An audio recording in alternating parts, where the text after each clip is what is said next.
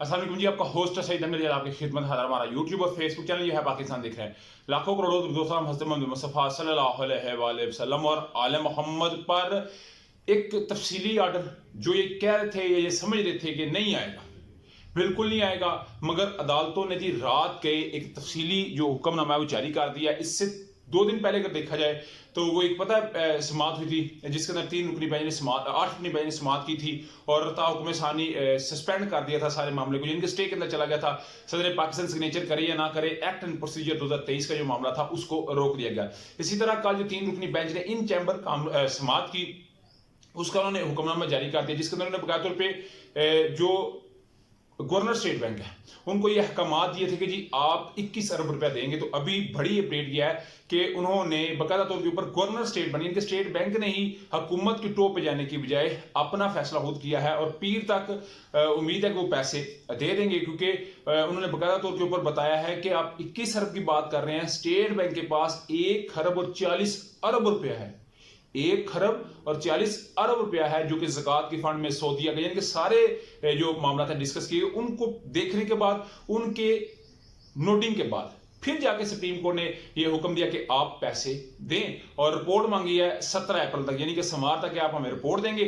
अगर वो डेफिनेटली पैसा नहीं देंगे तो फिर अगला स्टेप होगा, मगर मुझे जो लग रहा है वो पैसा दे देंगे। उन्होंने बकायदा तौर पर इस पे काम करना भी शुरू कर दिया है। और दूसरा फिर बुलाएंगे वज़ीर सेक्रेटरी दिफा को और उससे डेफिनेटली सारा कुछ पूछा जाएगा सिक्योरिटी के लिहाज से, वो उस पर क्या अपडेट करेंगे, डेफिनेटली वो भी यही अपडेट करेंगे, हाँ करेंगे और फिर अगला मामला शुरू होगा। यानी कि हुकूमत को तो किसी सूरत आड़े आने नहीं दे रही अदालत अपना फैसला खुद ही करती जा रही है और खुद ही इसके ऊपर वो बिल्कुल स्टैंड लेती नजर आ रही है। उधर जी कौमी असम्बली के अंदर एक बिल इन्होंने पास करा लिया, ये अपने पांव पे कुल्हाड़ी खुद ही मारी जा रहे हैं।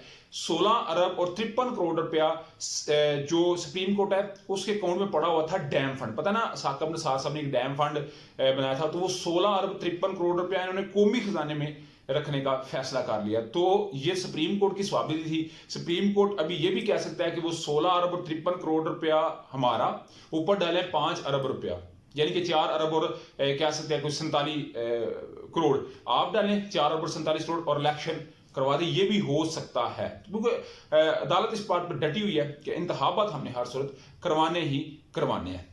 तो ये नजर आ रहा है कि इसमें कुछ बड़ी अपडेट हो सकती है। आज डेफिनेटली वीकेंड है तो ये सोमवार को पता चलेगा। उधर जी सदर पाकिस्तान तो नहीं जा सके उसके कौमी सलामती के मुश्तरका इजलास के अंदर, और उन्हें जाना भी था, मगर आर्मी चीफ हाफिज आसिम मुनीर साहब गए, बड़ी खुल के डिस्कशन की और जो बातें मरियम औरंगजेबा वज़ीर इत्तलात ने की हैं, सेक्रेटरी जो है उनके मिनिस्टर इंफॉर्मेशन ने जो उन्होंने बातें की हैं, डेफिनेटली हर एक के पास वही बात पहुंचेगी।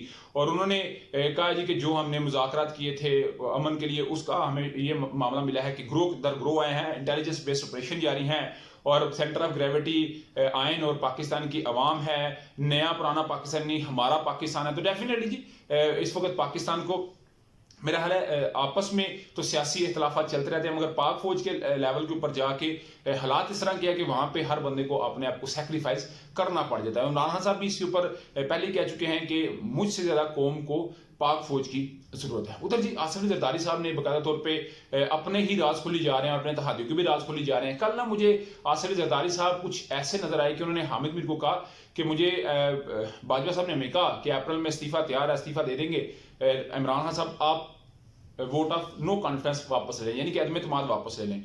तो जरदारी साहब कहते हैं हमने कहा जी जनाब हम इमरान खान को वजीर आज़म में हटाने नहीं आए, ये ना हमारा मकसद है, हमारा तो मकसद है आर्मी चीफ साहब की तैनाती।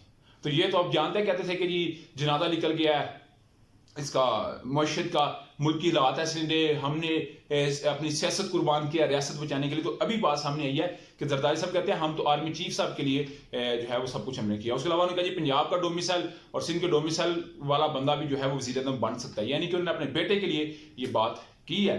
तो ये सारा कुछ असल जरदारी साहब ने खुलकर सामने रख दिया है। मगर सोमवार से ये जो अगला हफ्ता शुरू हो रहा है कुछ नई अपडेट्स भी आएंगी। आप क्या समझते हैं लाजमी कमेंट से शेयर कीजिए। फिलहाल की वीडियो पसंद है तो चैनल को लाइक सब्सक्राइब अपने दोस्तों शेयर कर लीजिए। नेक्स्ट वीडियो आपके लिए होस्ट हो जाती है। अस्सलाम वालेकुम।